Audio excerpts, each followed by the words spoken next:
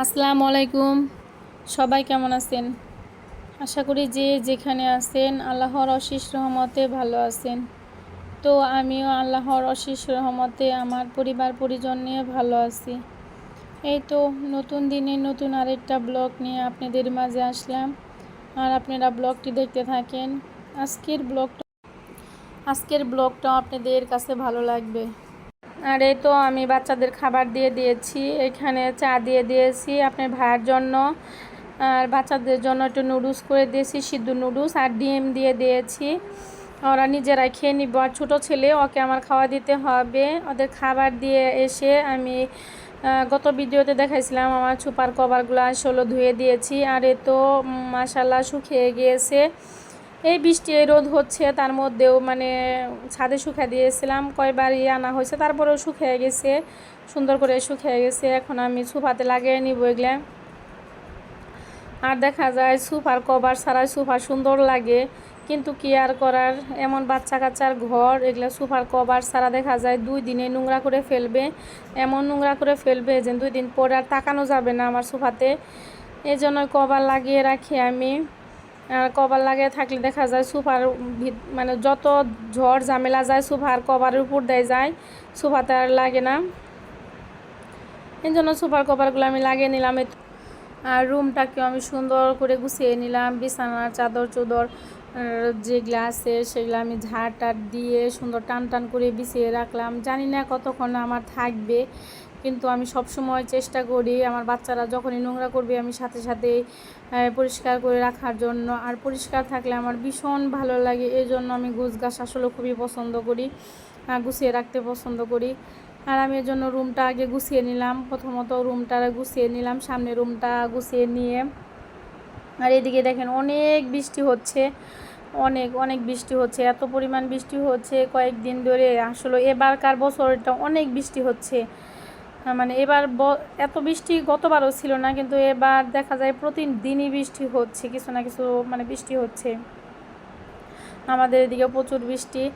আর এই তো আমি রান্না করব এখন, আর রান্না করব আজকে ঝাটকা ইলিশ দিয়ে বেগুন, যেটা আমার খুব পছন্দের একটা খাবার, আমি খুবই পছন্দ করি। বেগুনের তরকারি, বেগুন ভাজি, হ্যাঁ বেগুন ভর্তা, বেগুন ভুনা, বেগুন এক কথায় বাড়ি বেগুনের সব কিছু আমার পছন্দ। আবার অনেকেই বেগুন আসলে খেতে চায় না, খেতে পারে না, অনেকের অ্যালার্জি হয়, কিন্তু আর আমরা আসলেও বেগুন খেতে পছন্দ করি, খুবই পছন্দ করি, আমরা সবাই পছন্দ করি। কিন্তু আপনার ভাইয়া একটু মাঝে মাঝে খায়, মাঝে মাঝে খায় না। ওটা যে নিষেধ তা না, যে অ্যালার্জি আছে সেজন্য না, ওর মানে মন চুক্তি, কিন্তু ও পছন্দ করে বেগুনের তরকারি। আর ইলিশের যা দাম, খুবই দাম। ইলিশ তো আসলে আমাদের মধ্যবিত্তদের খাওয়া খুবই কষ্টকর, ঝামেলায়। বড় ইলিশ খেতে গেলে দেখা যায় অনেক ব্যয়বহুল। এই জন্য ছোটো ছোটো ঝাটকা ইলিশ আনছিল, সেগুলো দিয়ে আজকে বেগুন রান্না হবে বাসায়। তো আমি কচু রান্না করব, মাথা, ইলিশের যে মাথা, আর সে মাথা দিয়ে আমি এখন কচু শাক, এগুলো গ্রাম থেকে আনছিল আমার বোনে, যখন আসছিল তখন মানে কচু শাক, কচু নিয়ে আসছিল, অনেক কিছু নিয়ে আসছিল বাসায়, চাউল নিয়ে আসছিল, গরুর মাংস নিয়ে আসছিল, আবি জাবি দুধ নিয়ে আসছিল। সেগুলো আমি একটা ভিডিও করছিলাম, কিন্তু সেই ভিডিওগুলো আমি পাচ্ছি না, ভাবছিলাম অন্য সময় একটা এডিট করে দিবনি, কিন্তু সেই ভিডিওগুলো মানে হারিয়ে গেছে, এজন্য আর দেওয়া হয় নাই, শেয়ার করা হয় নাই। যাই হোক, কচুর ভিডিওটা ছিল এই জন্য একটু এখানে লাগিয়ে দিয়েছি। আর দেশের কচু আমি ওগুলা ভাপ দিয়ে ফ্রিজে রেখে দিয়েছিলাম, ডিপ ফ্রিজ করে রেখে দিয়েছিলাম, সেইখান থেকে একটা টুকরা বের করে আমি ইলিশের মাথা দিয়ে আমি কচু শাকটাকে ভাজি করে নিলাম। আর সেই ভাজিটা আমার খেতে ভীষণ ভালো লাগে, কাটা ইলিশ দিয়ে কিংবা ইলিশের মাথা দিয়ে কচু শাক খেতে কিন্তু ভীষণ ভালো লাগে। আর খাবারটা এত মজা হয়েছিল, খুবই মজা হয়েছিল কচু ভাজিটা। আর এই তো এখানে আমি বেগুনটা বসায় দিয়েছি, সমস্ত মশলা দিয়ে এখন আমি নেড়ে চেড়ে নিতেছি। এটার মধ্যে হালকা একটু পানি দিয়ে পরে কষাবো। আর জানি না কোন আপুরা এখন পর্যন্ত আমার ভিডিওটা দেখতেছেন, তারা অবশ্যই একটা লাইক দিয়ে বাদ বাকিটুকু দেখেন। আসলে এই কথাটা আমি প্রতিদিনই বলি, আর না বললেও চলে না দেখা যায়।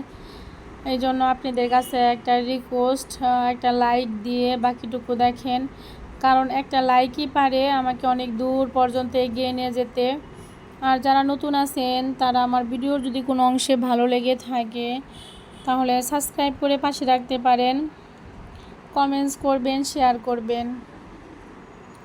আর এই তো আমি বেগুনটাকে একটু ভালোভাবে কষিয়ে নিয়েছি। আর একটা তরকারি, সেটা যে কোনো তরকারি যত ভালোভাবে কষানো হবে আর তরকারিটা খেতে ভালো লাগবে। আমি একটু ভালোভাবে একটু কষিয়ে নিলাম, একটু অনেকক্ষণ ভরেই কষিয়ে নিলাম নাড়াচাড়া করে। আর এর মধ্যে দিয়ে দিব আমি পানি। আর আমি একটু ঝাল বেশি খাই, এজন্য লাল হয় আমার তরকারিগুলো। অনেক আপুরাই ঝাল পছন্দ করে না, কিন্তু আমার ঝাল ভীষণ ভালো লাগে, আমি ঝালটা একটু বেশি খাই। শুকনো মরিচ খাই, আবার সাথে কাঁচা মরিচও খাই, এজন্য আমার তরকারি সবসময় ঝাল হয়, লাল হয়। আর ইলিশ মাছ দেয় বেগুন দেয় কার কার খেতে ভালো লাগে অবশ্যই অবশ্যই কমেন্ট করে জানাবেন। আমার তো ভীষণ পছন্দের একটা খাবার, খুবই ভালো লাগে ইলিশ মাছ বেগুন, বাঙালির সেরা একটা খাবার। আর তো আমি ইলিশ মাছগুলো সাথে সাথে দিয়ে দিলাম, যদি একটু কাঁচা থাকে সেটাও মানে সিদ্ধ হয়ে যাবে নি। আর এখানে 2টা পিস আমি আমার মেয়ের জন্য রেখে দিয়েছি, কারণ ও আবার তরকারিতে বেশি খেতে চায় না, তরকারিতে যে ইলিশগুলো দেওয়া হবে সেগুলো খেতে চায় না। এই জন্য আমি 2টা ইলিশের পিস ওইখানে রেখে দিয়েছি। এটাকে একটু কড়া করে আমি ভেজে নিব। আর আমার মেয়েটা আসলে ভাজি মাছটাই বেশি পছন্দ করে। আর তো আমার তরকারিটা আসলে হয়ে গেছে। এটাকে একটু ঝোলঝুলি রাখবো, কারণ ঝোলঝুল তরকারি খেতে ভালো লাগে বেশি। আর যেহেতু মুহি কুচু দেওয়া আছে, কয়েকটা আলু মুহি কুচু দেওয়া আছে, আর এমনি রাখলে দেখা যায় টান দিব, মানে তরকারি টান দিব, ওই জন্য আমি ওইভাবে রেখে দিলাম। আর এই তো আমার ফাইনাল লুক এসেছে, তরকারি কালারটা এত সুন্দর আসছে, খুবই সুন্দর আসছে তরকারি কালার। আর খেতে এত মজা হয়েছিল তরকারিটা, কি আর বলবো। যেটা দেখতে ভালো লাগে সেটা নাকি খেতেও ভালো লাগে, মাশাআল্লাহ আসলে খেতে খুবই মজা হয়েছিল। আর একদম বিকেলবেলা এটা আমার ছেলে পেয়ারা খাইতে চাইছিল, আর আমি তো পেয়ারা কেটে দিয়েছি ওকে। আর কয়েকটা ছাদে আমি কাপড় চোপড় শুকিয়ে দিয়েছি, বৃষ্টি রোদ হচ্ছে, আমার রুমটা একদম ছোটো, এর জন্য আমি মানে বেলকুনিতে কাপড় চোপড় খুব কমই শুকিয়ে দেয়, সবসময় ছাদে শুকিয়ে দিয়ে নিয়ে আসি। বাচ্চা কাচ্চার কাপড় চোপড় দেখা যায় আমার প্রতিদিনই ধুইতে হয়, খুবই মানে প্রতিদিনই ধুইতে হয় বাচ্চা কাচ্চার কাপড়। এই তো আমরা ছাদে আসছি বিকেলবেলা, মানে সবাই মিলে আসছি, ছেলে মেয়ে সবাই আসছি। আর প্রচুর বাতাস, এত বাতাস, কাপড় চোপড় আমার একদম থুবিয়ে রাখছে। মানে যদি ক্লিপ না দেওয়া হয় তাহলে সব কাপড় চোপড় পরে যাইতো। আর এই তো এদিকে সব কাপড় চোপড় হয়ে গেছে।